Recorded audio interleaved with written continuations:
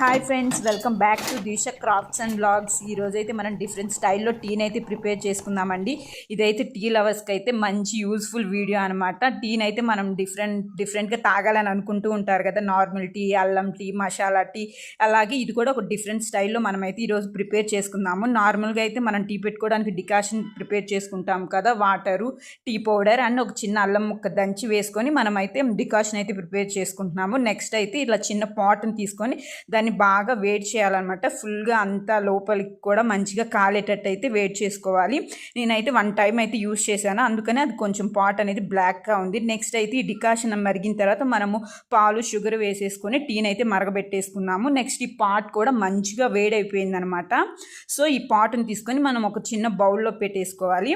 So ఈ పాట్లోకి మనం ఈ టీని వేసేసామనుకోండి, అవి మంచిగా ఆ పాట్లో మరిగిపోతాయి అనమాట.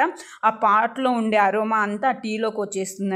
టేస్ట్ అయితే చాలా అంటే చాలా బాగుంది.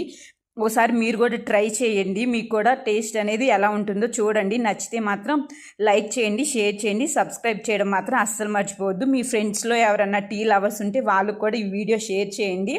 టేస్ట్ అయితే చాలా అంటే చాలా బాగుందండి. నేను ఇది ఓన్గా చేయలేదు, యూట్యూబ్లో చూశాను. దీని పేరు అయితే నాకు తెలీదు. మీలో ఎవరికన్నా తెలిస్తే కామెంట్ బాక్స్లో తెలియజేయండి. ఫైనల్గా అయితే టీ రెడీ అయిపోయింది. ఎలా ఉందో కామెంట్ చేసి చెప్పండి. Bye friends.